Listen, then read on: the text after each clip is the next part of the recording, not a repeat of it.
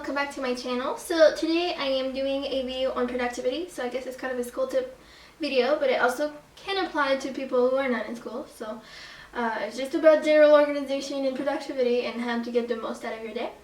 So I just finished reading Getting Things Done by David Allen, and the full title is Getting Things Done, The Art of Stress-Free Productivity by David Allen, and this is the second edition. The first one came out in 2001, I believe, and this one is an updated version where there's a lot of technological updates, I guess. So if you've watched my 2017 goals or my January goals videos, which I'll both link down below, you know that I've been wanting to be more productive and just learn a little bit more about productivity and organization and just like get more of a handle on things, I guess. So this is what I've been doing in January, and now that January is over, I can honestly say that I think I did well. I'll be doing a January review of my goals and stuff where I'll be going over that like in more details, but I do believe that some of the stuff from this book did help a lot.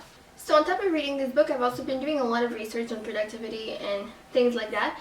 And I mean, I can't really do one video on everything I learned because there's so much to learn about this subject. So I kind of decided to make a productivity series. So that's going to be the first episode or the first video of the series, but I will be making more videos on productivity in the coming weeks where I'll be sharing other techniques and other teachings and other things you can implement in your life in order to be more productive. But in this video, we'll just be focusing on some of the things that I've learned and some of the things I've implemented from the Getting Things Done method by David Allen. So honestly, there's a lot of stuff in this book, so I can't really like summarize it all, but I'll kind of go over the big lines, and if you're more interested and want to learn more, you can always check the link down below. I'll just link the book and you can get it for yourself. So the base of the Getting Things Done methodology is just an easy 5-step process that you can use to implement a more organized way of dealing with everything in your life, which will make you more relaxed and feel more in control of all the different areas in your life. It will help you worry less, it will help you stay in the moment, and it will also save you a lot of energy. It's going to take a bit of energy to implement this system, and I mean, I'm personally doing it kind of progressively, so I didn't just like switch everything all at once, but I do incorporate some of the teachings, and I'm thinking maybe when I become more professional, I guess, because right now as a student there's some of the stuff that seems kind of unnecessary, but as I grow older and I have my own business or something, I will definitely need to implement some more of those teachings. So I think that that's something that's going to be helpful for the rest of my life, I guess. So the idea of getting things done is to get every single commitment, internal commitment you have in your life, which is defined kind of as an open loop, which is something that isn't completed, something that still requires attention. So absolutely anything in your life, and to get that into a system so that you can get it off your mind and you can live more freely and more comfortably. So the idea here is that when something's on your mind, it's taking a lot of your energy, it's taking a lot of time, it's distracting you from what you're trying to do. So by having every single possible commitment, every single possible tiny little thing that's running around in your head into a system, on paper, in an app, or somewhere you can trust, then you'll be able to focus and be really in the moment and not have to worry about a single thing because everything's going to be taken care of. You're going to be able to remember everything by checking lists and stuff. So the only thing I'll really be covering about the book today is how to master your workflow. And like I said, this is like a 5-step process, and it will take a little bit of time to implement because starting from nothing and getting this set up is the hardest part, I guess, because once it's implemented and you just have to like go through it weekly, it won't be as much as a burden. It's just the first time, depending on how busy and how many commitments you have, it can take quite a lot of time, but you do it once and then you don't have to worry about it. It personally took me maybe like half a day to just like go over everything in my head and kind of have it jot down. And once that's done and you have a system and you trust that system, then you're all set to go and it will feel way more effortless, I guess. So the first step is to capture all your commitments. So that's why it's taking so long the first time, because you probably don't have them written down at all, or they're kind of all over the place maybe. But once you've done that and you just have to capture the new commitments that happen, that won't take up as much of your time. So gather all the physical papers, all the notes, the digital notes, your emails, your text messages, all that stuff. And you'll have to find trusted locations for this. So he suggested in tray. As students, I'm thinking that might be a good idea because you still have quite a bit of paper-based material, most likely. So have an in tray on your desk, somewhere very accessible, probably where you do most of your work. You should probably have a digital space that's dedicated for that and that you trust completely and that's easily accessed. So maybe something that's synced between your phone and your laptop and that kind of stuff. Good examples would be just the apps that come with your phone, you know, like iCalendar and reminders and notes or Wunderlist or any type of list/notes app. I mean, there's a lot of them out there. So anything like that should do it. And basically what you want to do the first time is just to gather everything you have, absolutely everything possible, and then you just have to go through it and organize it, which is going to be the next step, so we're going to get to that soon. And when I mean everything you have, I mean like everything that's on your desk, everything that's in your drawers, in your cabinets, on your countertops, all the notes, all the spread out notes you have all over your laptop, all the documents you have on your laptop and stuff. Just everything, and everything you have in your head as well, so you can use like little flashcards or post-its or pieces of paper and like throw that in that pile as well, just so you have like everything you could possibly think of, everything that's everywhere in your life that's not where you want it to be, everything that still has stuff to get done, all of that. You just gather everything, make a huge pile. It's just gonna take a lot of time, but after that you won't have to ever worry about it again, and then you're gonna organize it. And basically, like after this big first time, you'll still have to capture stuff as they come, so you have to empty your in tray regularly, or like just check your new commitments and organize those as well as they come. You can either do it on the spot, but you can also like gather them and like set specific times where you can actually go and check your new commitments and then like organize them then. Now step number 2 is to clarify what the next action should be. There's a huge decision model I can insert here just quickly. If you read the book, you'll kind of get more of a hang of it, but it's pretty simple. So basically you need to decide whether the item you have is an actionable or not actionable item. If it's actionable, it means that you still have stuff to do about it. If it's not, it'll most likely be something you want to either throw out, something that you have no interest for now, but you might want to keep, so in reference. So there's this rule in the clarifying category, that's a 2-minute rule. If you have an actionable item that's less than 2 minutes, or you could have your own rule depending on how much time you have on your hand, if it's doable in a very short amount of time, just do it. Just get it over with. You don't have to ever worry about it again. And the 2 other possibilities for actionable items are to delegate it. So if somebody else should be doing the next thing, if it's out of your hands basically, you delegate it. You can also keep track of that because you don't want to just delegate something and forget about it. Or you can defer it, which means that you're just going to do it later. And we'll get back on that when we organize it in a second. So especially for the first time, but also every single other time when you're going to be clarifying everything that's in your pile, you want to process the top first. So don't go all crazy and try to organize it and stuff. Just start from the top, one item at a time, and you can't put it back, so you have to make a decision on it. So if you're not sure, just take the time. If it takes longer than a second, it's okay. Like just take the time to figure out what the next action will be. That's basically like the number 1 rule, and the thing that's the most important about this methodology is figuring out the next action. And I can tell you, it has helped me a lot. Whenever I think about the next action, and that's how I've been kind of going lately, especially for school, it makes it so much easier, honestly. So I really suggest you try that out. So figure out the next action, and then you're going to be able to organize it. So the next step is to organize the results. So once you've made a decision about the next action, then you have to store it properly, right? Like you just don't want to make a decision and then just leave it there and make a new pile of decided items but not do anything with that. So once you've made a decision, you have to store the information in a trusted system, and that's basically the step where we're going to be going through a trusted system. So basically a list system and a filing system. So for all the reference material and all that type of stuff, if you have physical things, you're going to have to organize it in a reference files. You're going to need files, and you're going to need to have them organized in a way that's easily accessible. Either having a file drawer or file cabinet or something like that, or any type of file organizer will do it. Honestly, if you're a student and you don't have that much paper stuff, you might even be okay with like one of those like multi-accordion pocket folders, that might be enough for you or something like that, right?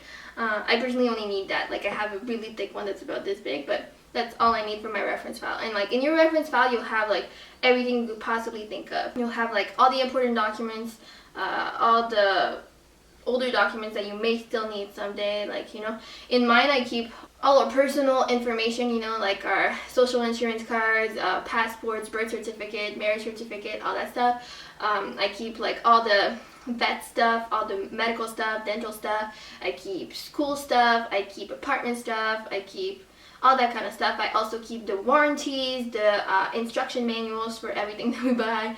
Like, I just keep everything. I'm kind of a hoarder like that. I like keeping my papers because you never know when you might need it. So anything that I do think may have, that may be useful at some point, sometimes, I just keep in case of. So that's for the files and the reference material. You can also organize it by projects. If you have a lot of projects and you have support material for your projects, you might want to divide that. I have a smaller accordion files where I keep all the printed stuff for all of my projects and stuff. And kind of like the same thing, like, you know, all the paper I have for my school stuff, I do have a 5-star little folder thingy where I keep all my school stuff organized as well. Next is a calendar. So you'll need a calendar. You can have one on the desk, kind of like this one over there that you can't really see, but like you can have a physical calendar, you can have a calendar on your phone and stuff, and you want to use your calendar only for one specific thing, which is anything that's day related or time related. So any time specific or day specific action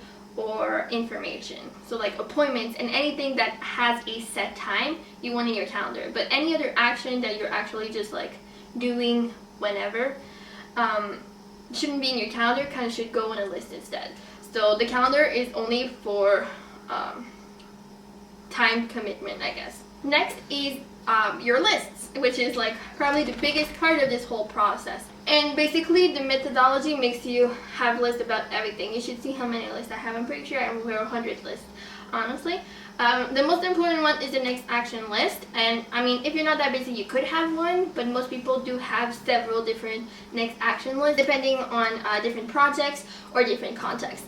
So in the book, they really put the emphasis on context, so different locations or situations. For instance, I have the list here, so I'll just read it. But like, for instance, calls, computers, errands, office, home, anywhere, agendas for people. So like, let's say I could have a list for Tim, like things I have to discuss with Tim, or like a list for what I have to discuss with like somebody at work or something like that, right? And then read and review as well. So those are usually the next action list. So that's where you'll put all the next action for every single project, every single thing that you have to do. Then there's your emails. So you kind of want to organize your emails as well. Like, I know everyone I know, and myself included, kind of just let our inbox pile up with everything that we get, especially with all the newsletter we get and all that stuff, right? So that's probably going to be what's going to take me the most times, and I haven't fully implemented it yet because it's going to take me so much time. But organizing your emails so that everything that you will never need again, you just trash out. Everything that you want as reference is in a specific folder. Everything that has actionable things, next actions to follow up on, be in appropriate categories as well. And you could have only one folder, or once again, if you have a lot of emails that are actionable, you could also subdivide them by people, projects, contacts, all that good stuff. And you also want a list or lists of projects. I personally have two lists of projects. I have one for personal projects, and I also have one for professional projects. And the term project in this book is really loosely used. It's basically anything that has more than one action to it. So anything that won't be completed with a single next action should go on your progress list and should be reviewed weekly, which we'll see in the next section for potential next actions and stuff. So in the book, there's like a huge list of triggers where they kind of help you think about every single project that you could possibly have, because anything is a project, you know, like cleaning the bathroom is a project, and filming a video is a project, and any school things you're doing, is a project or has multiple projects. So having a list of projects is kind of, it doesn't necessarily need to be developed too much. It's just like a whole list of everything that you could possibly need, just so you can always go back, right? So you should like probably look into any current activities you have, your interests, any commitments, once again, like anything that you've committed to or anything that you have happening recurring weekly and stuff. Any problems, if you have problems, you probably want a solution, so you have a project because you have to figure it out. And any other issues and opportunities, anything that needs a decision, anything that needs an action, goes into your project list, just anything. And then once you have them on that big list, you can also make decisions, create next action items and stuff. But that's just kind of a reference to always kind of have an idea of what's going on and every single thing you may be involved with. And finally, for the non-actions, like I said earlier, you can trash them if you don't need them. You can also incubate them, including a someday maybe list, and that's probably one of my favorite things. So like anything that I don't really need right now but I kind of want to keep in mind, I just put on my someday maybe list. So that's just things that, you know what, if I don't have no projects sometimes and I have some spare time and I want to take up something new, let me just go to my someday maybe. You can make huge bucket lists. I have like this huge bucket list. Let me just tell you every single list I have in my bucket list actually. So in my bucket list I have video ideas, books I want to read, watch lists, audiobooks, shows to watch, movies to watch, podcasts to listen to, food to try, places to visit abroad, places to visit local, songs to sing, recipes to try, restaurants to try, and book I've read. So far those are my bucket list, but I mean, I could have so many more. I mean, I would show you my system right now, but it's not fully implemented, so I'm thinking I might just show you at the end of this whole productivity series, like what I've implemented and everything, all at the end when I've shared with you everything, because some of the stuff I've implemented is from this book, but some other stuff is from other techniques and stuff. So I might just tell you all about my personal setup after I've told you about every single thing that I want to tell you about, I guess. So yeah, so that's it for the organizing. The next step is pretty simple. It's reflect, and it's basically just weekly reviews. So every single week, gather and process everything that you haven't processed so far. Hopefully you can do it more than once a week, especially if you have like short-term commitments that like are closer than 7 days, you know. Review your system, so like go through everything, go through your bucket list, go through your project list, just update all your lists, your next actions and stuff, make some more decisions, and just clean everything, complete everything you can on the 2-minute step, and get ready for another week, I guess. And finally, the last step of this process is to engage, which is making action choices. So there's 3 different models, but I'll only cover 2 today. The first one is the 4 criteria model. So every time that you have time to do something, right? Like once you don't have anything on your calendar and stuff, and you're ready to do some work, what are you gonna do? Because now you have to pick, right? Because you didn't plan, like you don't have a clear plan, you just have a long list of next actions. So how do you figure out what to do next, right? With the 4 criteria model, first you'll look into your contacts. Most likely your list will be divided in contacts, you know, like at home, at work, at the computer and stuff. So depending on where you are, that will kind of bring your list down a little bit. We'll just go into the list of the appropriate contacts. Then you'll consider the time you have available. If you only have 5 minutes, you might not be able to get into something that's big. You might be able to make a quick phone call or send a couple emails and stuff. Also, your energy available, depending on like when it is in the day and how much stuff you've got done today.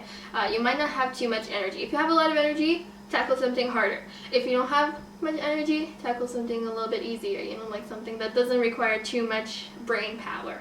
And finally, priorities, because there's still things on your next action list that are kind of more important than others. So even though we're not really managing our time through priorities, like you can still consider what needs to get done faster, I guess. And another model is the 3-fold model, and that's basically just deciding between doing predefined work, so everything that's on your next action list, doing work as it comes. So like, you know, sometimes new stuff's gonna come up, like you get a new email or somebody pops in and just gives you something that wasn't on your list initially, and that may be more important than what you're doing on your list, but you kind of have to decide whether you're going to go with the list or whether you're going to do that one thing first. And finally, defining stuff, because once again, if you have a lot of stuff in your in tray, you can also take some time to defining what you want to do with what you want to do with it. So you can define it, go through the whole process, and then and put it in your next action list. And the next model is the 6th level model for reviewing your work, but I kind of don't want to go into that today just because this video is getting crazy long. But if what you've learned today in this video seems interesting and you kind of want to learn more, there's a lot more information and a lot more in-depth examples and all that good stuff. And information and processes and stuff in the book, so I would just recommend you read the whole book. But yeah, I hope you enjoyed. I hope this wasn't too long. I hope you're excited for this productivity series. I'm really excited to share with you all my research and all the stuff that I've been implementing. It just makes me feel so much better and less stressed. So I'm really excited to be able to share this with you guys. So make sure to thumbs up the video if you enjoyed it and if you're excited for more productivity videos, and share in the comments any specific productivity tips you have for all of us. Thanks for watching. I love you guys, and I'll see you all in my next video. Bye!